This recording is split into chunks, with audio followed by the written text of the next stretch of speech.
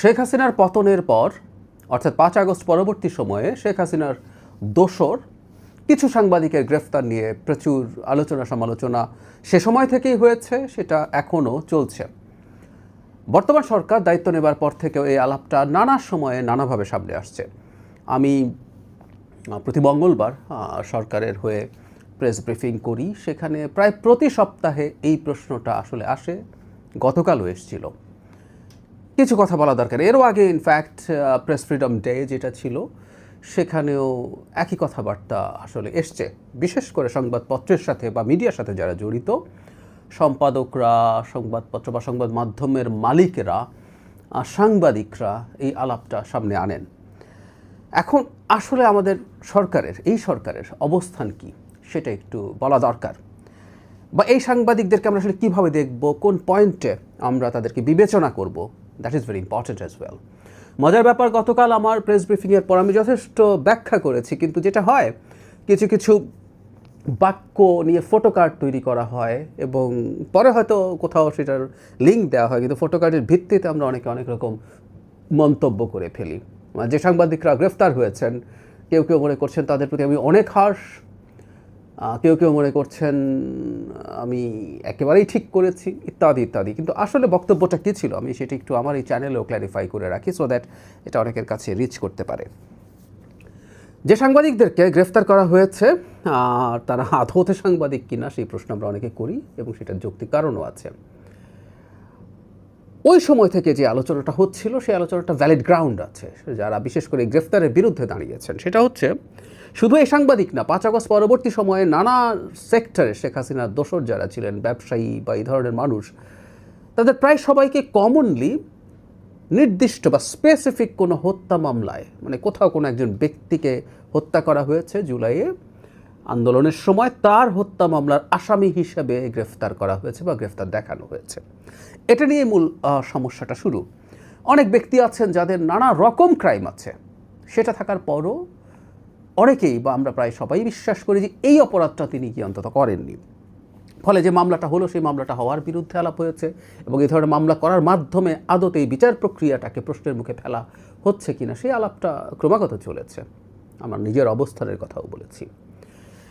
এখন যে সাংবাদিকরা এসছে তাদের প্রসঙ্গে যদি বলি, আমি একটা বাক্য গতকাল ব্যবহার করেছি, অনেকে সেটা নিয়ে খুবই ক্ষোভ প্রকাশ করেছে, এটা আমার ব্যক্তিগত মতামত। যেই সাংবাদিকদেরকে গ্রেফতার করা হয়েছে এবং তাদেরকে খুনের মতো অপরাধে, স্পেসিফিক খুনের মতো অপরাধে অভিযোগে গ্রেফতার করা হয়েছে, আমি বলেছি যে এদের কারো কারো অপরাধ খুনের চেয়েও বড়। আমি কথাটা ব্যক্তিগতভাবে বিশ্বাস করি। কারণ তারা যদি শেখ হাসিনা তার এন্টায়ার শাসনামলে এবং শেষে জুলাইতে অগস্টে যে মানবতা বিরোধী অপরাধ করেছে, মানে অনেকে আমরা গণহত্যা শব্দটা ব্যবহার করি, শেখ হাসিনা যে অপরাধ করেছে কোনোটা আসলে জেনোসাইড বলতে ইন্টারন্যাশনাল যে ডেফিনেশন আছে সেটার সাথে ম্যাচ করে না, রাদার এটা ক্রাইম অ্যাগেনস্ট হিউম্যানিটি বা মানবতা বিরোধী অপরাধের সাথে এটাকে রিলেট করা যায়, এবং তার বিচার হচ্ছে আসলে ওই পয়েন্ট। এই জন্যই আইসিটিতে এই বিচার করছি আমরা। সো তার মানবতা বিরোধী অপরাধের ক্ষেত্রে সম্মতি উৎপাদন করা, এই ধরনের রোল এই সাংবাদিকরা বা তাদের কিছু সংবাদ মাধ্যম প্লে করেছে বলে আমি মনে করি। তাতে ক্রাইম অ্যাগেন্স্ট হিউম্যানিটি একটা পেটি ক্রাইমের চাইতে, পেটি কিলিং মানে হোমিসাইডের সাথে তুলনা করা ঠিক না। ক্রাইম অ্যাগেন্স্ট হিউম্যানিটি আরও অনেক বড় অপরাধ। সেই কারণে আমি বলছি এদের কেউ কেউ খুনের চাইতে বড় অপরাধ করেছেন।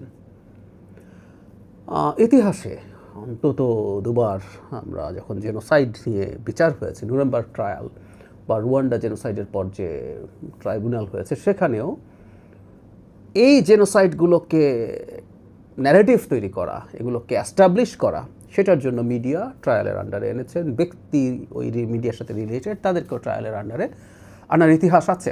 সুতরাং মানবতা বিরোধী অপরাধকে লেজিটিমাইজ করার চেষ্টা, তাকে বৈধতা দেওয়ার যে চেষ্টা আছে, সেটা যারা করবেন তাদের বিরুদ্ধে এই ধরনের অপরাধের অভিযোগ আনা যেতে পারে। তারা সেটা তাদেরকে কনভিক্ট করা যাবে কি না সেটা আরেক আলোচনা, সেটা বিচারিক ব্যাপার। সুতরাং আমার ব্যক্তিগত মত, কারো কারো অপরাধ এর চেয়েও বড় যদি তারা এই ধরনের অপরাধ মানে ক্রাইম অ্যাগেন্স্ট হিউম্যানিটির সাথে যুক্ত থাকেন। কিন্তু এখানে একটা কিন্তু আছে, সেটা হলো একটা বিচার যখন হবে, একটা আদালত যখন একটা কেস করবে, আদালতে কেউ যখন কেস করবে, সেটা সারবস্তু থাকতে হবে। সো যিনি ক্রাইম অ্যাগেনস্ট হিউম্যানিটিতে অভিযুক্ত হতে পারেন, কিন্তু তিনি আবার একটা পেটি কিলিংয়ে অভিযুক্ত নাও হতে পারেন। সো সমস্যাটা আসলে এই জায়গায় হয়েছে। এই সাংবাদিকদেরকেও আদতে ওই ধরনের খুনের মামলায় আসামি করা হয়েছে এবং আটক রাখা হয়েছে। এটা নিয়েই শোরগোল, এবং এটার মাধ্যমেই আসলে বিচারিক প্রক্রিয়া নিয়ে প্রশ্ন ওঠার অবকাশ তৈরি হয়েছে। সরকার কি করতে পারে, এটা রিপিটেডলি এই প্রশ্নটা আসে।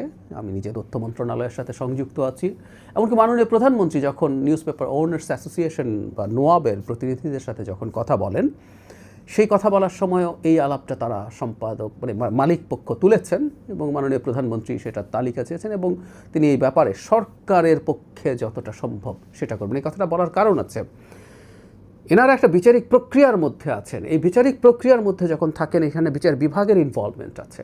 সরকার চাইলেই মামলা তুলে ফেলা বা তাদেরকে মুক্তি দিয়ে দেওয়া এগুলো এত সহজ না, কিন্তু সরকারের দিক থেকে বিচার বিভাগের সাথে কোলাবোরেট করে যতটুকু করা সম্ভব সরকার এই ধরনের চেষ্টার আশ্বাস মাননীয় প্রধানমন্ত্রী নিজেই দিয়েছেন, এবং এই সাংবাদিকদের স্বার্থ দেখার খানিকটা দায়িত্ব যেহেতু তথ্য মন্ত্রণালয়ের আছে, সেই মন্ত্রণালয়ের পক্ষ থেকেও মাননীয় মন্ত্রী এই ব্যাপারে আশ্বাস দিয়েছে যে সরকারের দিক থেকে যতটা সম্ভব সেটা করা হবে। তাহলে এটাই হলো আসলে মূল অবস্থান। আমরা এটা চাই বাংলাদেশে, মানে কেউ যে অপরাধ করেছেন সেটার জন্য তার ন্যায় বিচার তিনি পাবেন, এমনকি সবচেয়ে ভয়ঙ্কর অপরাধীও ন্যায় বিচার পাবেন। যে অপরাধটা তিনি করেননি সেই অপরাধটা তিনি যেন সেই অভিযোগ থেকে মুক্তি পান। আর আরেকটা আলাপটা আসলে হচ্ছে, সেটা হলো যে অভিযোগ মুক্তিরও আগে তাদের অন্তত জামিনের ব্যাপারে কথাবার্তা চলে, সেগুলো যদি আদালত সন্তুষ্ট হয় সেটা তারা পেতে পারেন।